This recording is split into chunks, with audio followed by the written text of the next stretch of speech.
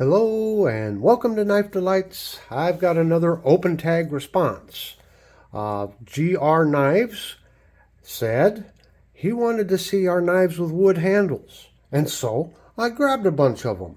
Now GR Knives, I haven't had a lot of interaction with that channel yet, but I guess I want to take this opportunity here to welcome him to the knife community, and I wish him a lot of success with his channel.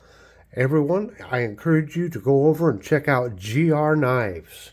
Okay, where do we start? Well, I tried to, once again, get a bunch of knives that don't get a lot of airtime here on Knife Delights for one reason or another. So I got just kind of a broad selection. I selected 10 of them. Now, Junior helped me get them. I hope he can count right. 1, 2, 3, 4, 5, 6, 7, 8, 9. Well, Junior did a pretty good job here today, didn't he? Okay, so let's start off here with this beautiful knife here. And this was a gift from North Star Knife Reviews. And what he does is he gets some knife blanks, and then he makes handles for them.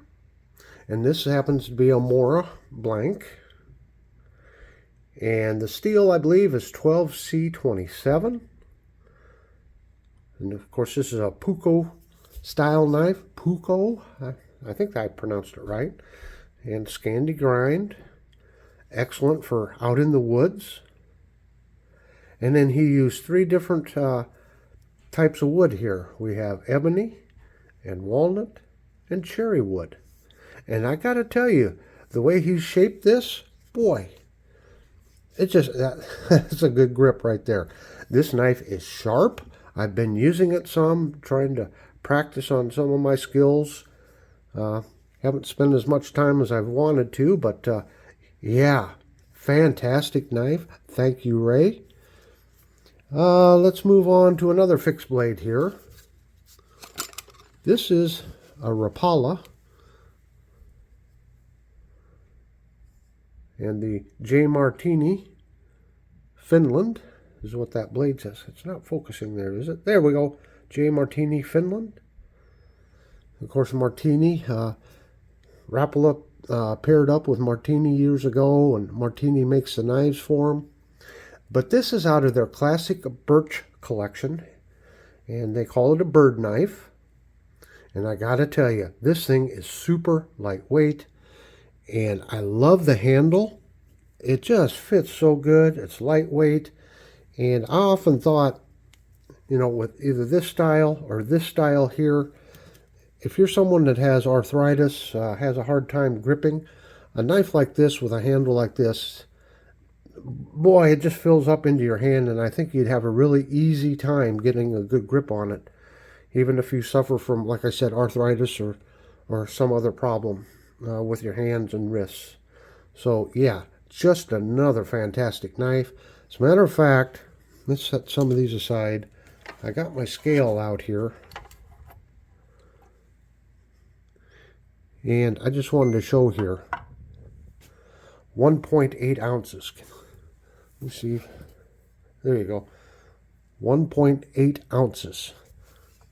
Very lightweight. And with the sheath, you're talking 3.5 ounces. Talk about lightweight. And I do love their sheaths. A little drain hole down there. I like the pattern that they stamp into it. You know, it's not a real heavyweight leather, but it does the job.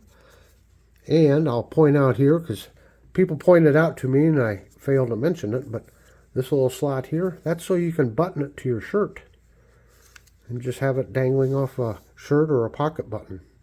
So pretty cool. Yeah, the Rapala bird knife in birch.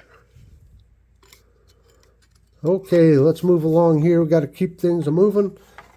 Got lots more knives here. How about a slip joint? This is a classic slip joint by Buck. This is the Solitaire, Buck 302, made in the USA. And this is actually what they call the Chairman Series. Because as you can see, Chuck Buck who would have been who was the grandson of Hoyt Buck. He signed them, and they called him the chairman's model. And it's got cherry diamond wood inlays there. If I didn't mention before, this is from 2010. They are not made anymore, unfortunately. Okay, let's do another fixed blade. The classic Ontario Knife Company. As many of you know in the news, they just went out of business. I don't know the current status of OKC, if somebody bought them up yet. But talk about made in USA knives. They had a wide variety of these knives. They were just very basic, simple knives.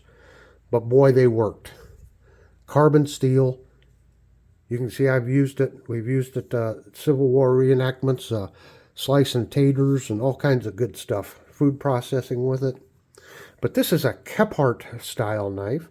And Kephart, well, he was, I guess, what you'd call a naturalist or something like that. He had been a librarian in Iowa, and then he moved out to the Carolinas and did all kinds of nature work out there. I know he is instrumental in the creation of some national parks out there in the Appalachians back in the 20s or 30s or somewhere in there.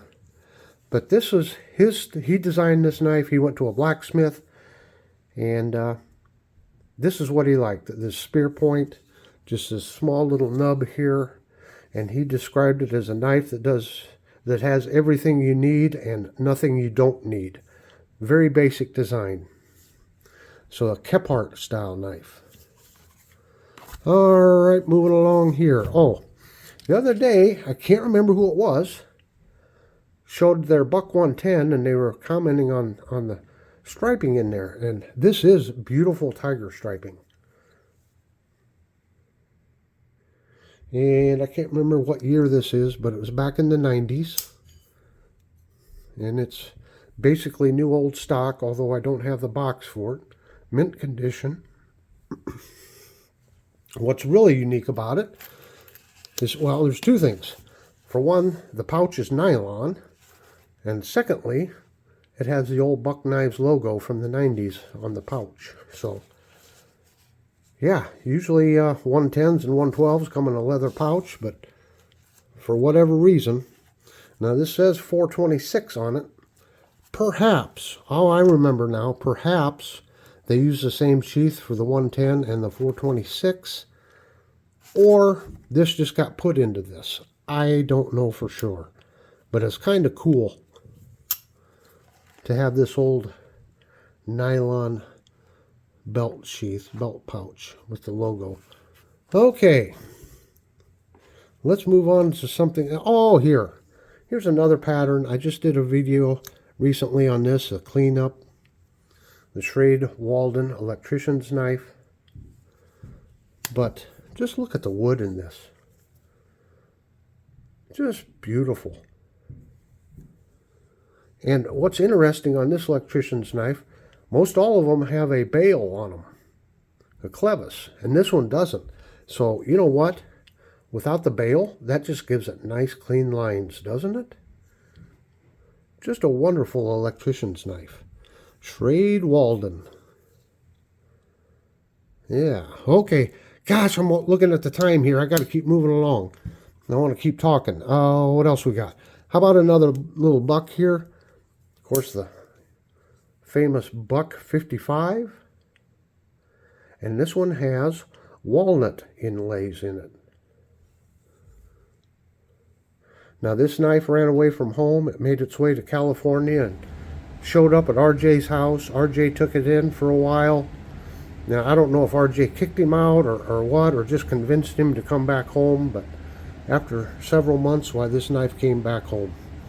So, glad to have it back home. Thanks, RJ, for looking out after him. Okay, what else we got? Oh, this here is one of the Frontier knives. The Double Eagle. Frontier Double Eagle. Antique store find. Wonderful little knife. Not sure what kind of wood it is. but it's awful nice. Advertising knife, quality Land O'Lakes feeds. Of course, here in the Midwest, you're going to get a lot of advertising knives for seed corn or different feeds and such. Yeah. All right. What's left here? Oh, been a lot of discussion lately on the Buck 105. Here's one I have here, and probably one of my, well, it's got to be right up there in the top favorite wood types for handles, Cocobolo. And here's a 105 with the Cocobolo and the brass pommel and guard. Buck USA. Just a fantastic knife. And it came in a brown sheath instead of black. I'm sorry, the furnace kicked on. It's that time of year, the furnace is going to run, although it's annoying to me to have that noise in the background, so I apologize for that. So anyway, there's the Buck 105. And I think my last knife here is a pretty recent purchase. It's a buck knife I've wanted for a long time, and I held off for years in getting it. And this is the Buck 113, and it's out of the custom shop, and I had them put the blue wood on it. I love the blue wood. Of course, the 113 here has that nice lanyard hole. See if we can get that in there. Yep, custom. And this is in the 420 HC with the Boz heat treatment. Yeah. And I had to spend a little extra money, but I did get it in the brown distressed leather sheath here.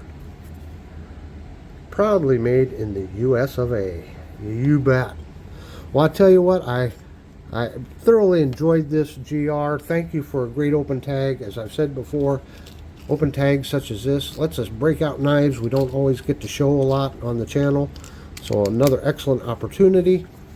GR, wish you a lot of success with your channel. Now down here in the lower right hand corner, I'm going to put a copy or a link to my Buck Knives playlist. Down here in the center, that big round Knife Delights, well, you can smash that if you'd like to subscribe. And down here in the lower left hand corner, well, that's just the next video that YouTube thinks you should watch. So until next time, have a very delightful day.